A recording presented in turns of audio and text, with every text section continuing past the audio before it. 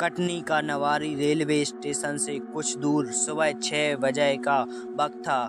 गांव के ग्वाले गाय चराने निकले थे। अचानक उनकी नज़र एक लाश पर पड़ी जिसके टुकड़े टुकड़े हो गए थे। सलवार सूट का कपड़ा देखकर यह पता लगाया जा सकता है कि वह लड़की थी जिसने ट्रेन के सामने आकर आत्महत्या कर ली थी। ग्वाले घबराहट में स्टेशन मास्टर के पास पहुंचे, पुलिस को खबर दी। पूरे नवारी गांव में खबर फैल चुकी थी। विभा ने रेलवे लाइन में ट्रेन के सामने आकर आत्महत्या कर ली है, जिसकी गुमशुदा होने की रिपोर्ट घरवालों ने रात 10 बजे दर्ज करवाई थी। घर वालों के ऊपर दुखों का पहाड़ टूट पड़ा था, लेकिन बेबसी के मारे वह करते भी तो क्या भी। जीवन की लीला समाप्त हो चुकी थी। टुकड़ों में लाशों को एकत्र कर घरवालों ने विभा का दाह संस्कार किया। पुलिस वालों ने घर और मोहल्ले वालों से जानकारी ली, जिसमें शक की सूझियां पड़ोसी रंजीत पर थी, जो एक हफ्ते से घर नहीं आया था। पुलिस को विभा के पिता ने बताया, पिछले 1 साल से विभा और रंजीत का प्रेम प्रसंग चल रहा था। रंजीत गांव का ही लड़का है, कटनी की मार्बल कंपनी में काम करता है। वह दूसरी जाति का था और सबसे बड़ी बात यह थी कि उसका चरित्र ठीक नहीं था। गांव की एक और लड़की उसके जाल में फंसी थी, जिसे बाद में धोखा मिला। लोग लाज के डर से उसके पिता ने लाड़ी की शादी जल्दी करवा दी। पुलिस वालों के सामने रंजीत के घर वालों ने विभा पर आरोप लगाए और बताया, विभा रंजीत के प्यार में पागल थी। उसकी वजह से 2 परिवार के बीच बहुत से घरेलू विवाद हुए थे। पंचायत के फैसले के बाद रंजीत ने गांव छोड़कर मार्बल कंपनी में नौकरी कर ली, लेकिन विभा की जिद से उनका पीछा नहीं छोड़ा। वह घर वालों से लड़ झगड़ कर कटनी चली जाती और रंजीत को मानसिक रूप से बहुत परेशान करती। पुलिस रंजीत का पता लेकर कटनी पहुंची, जहां रंजीत एक कमरे एक रसोई घर के मकान में किराए से अकेला रहता था। पुलिस ने पूछताछ शुरू कर दी। रंजीत ने पुलिस इंस्पेक्टर देवराज से बोला, सर, दुनिया में यदि प्यार करना गुनाह है तो मैं सज़ा के लिए तैयार हूँ। मैं और विभा एक दूसरे से बहुत प्यार करते थे, शादी करना चाहते थे। यह प्रस्ताव मैंने विभा के घर भी पहुंचाया, लेकिन उसके पिता ने गांव की पंचायत बैठा ली, जिसकी वजह से मुझे गांव छोड़ना पड़ा।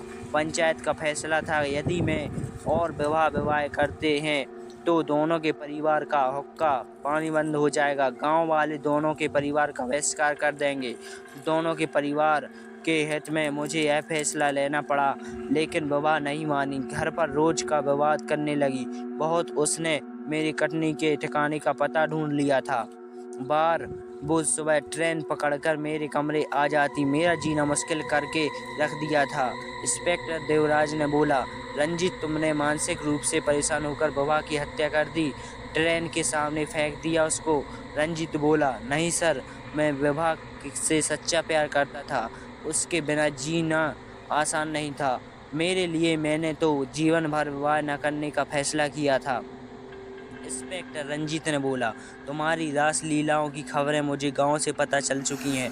कितनी लड़कियों से तुम्हारे प्रेम प्रसंग थे, जिसमें से विभा भी एक थी। रंजीत बोला, सर, मैं मानता हूँ जवानी के जोश में इंसान से गलतियाँ होती हैं। मेरे संबंध एक और से जुड़े हुए थे, लेकिन विभा से मैं शादी करना चाहता था। आप जिस तरह से सोच रहे हैं वह पूरी तरह गलत है। देवराज बोला, जब विभा के साथ यह घटना हुई उस समय तुम कहाँ थे? रंजीत ने बोला, सर, मेरे कमरे के सामने आशीष रहता है, जिसका जन्मदिन था। रात के 1 बजे तक हम लोग पार्टी करते रहे। मैंने थोड़ी शराब ज़्यादा पी ली थी, तो नशे की वजह से मैं आशीष के कमरे में सो गया था। इंस्पेक्टर देवराज ने बोला, बुलाकर लाओ आशीष को। रंजीत ने सामने वाले कमरे से दरवाज़ा खोलकर बुलाया लाया। इंस्पेक्टर देवराज ने बोला, आशीष, जो भी बात हो सच सच बताना। रंजीत के कमरे में कितनी लड़कियां आती थीं और तुम्हारे जन्मदिन वाले दिन भी लाश रेलवे ट्रैक पर मिली है। जो भी हो सच बताना। झूठ से बातें पुलिस की लाठी करती हैं।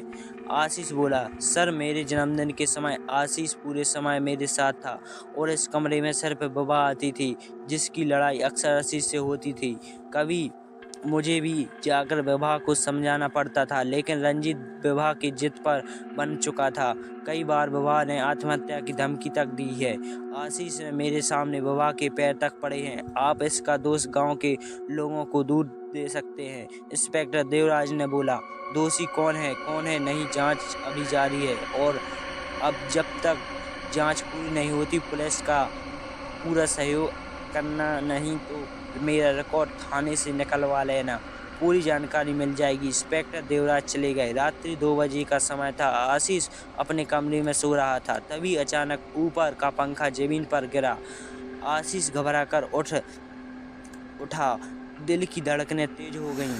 आशीष की किस्मत अच्छी थी कि पंखा उसके बगल में गिरा था, नहीं तो आशीष के साथ बड़ा हादसा हो जाता। घबराया आशीष तुरंत पानी की बोतल उठाकर पानी पीने लगा कि अचानक कमरे में जल रही ट्यूबलाइट फूट गई।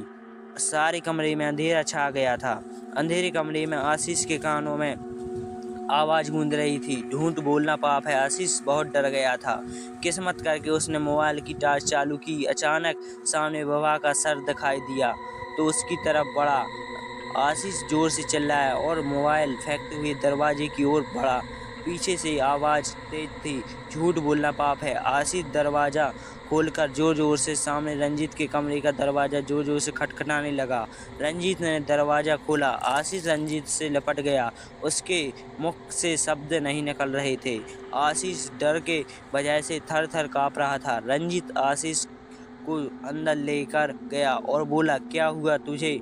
आशीष डरते हुए स्वर में बोला, मैंने विभा को देखा,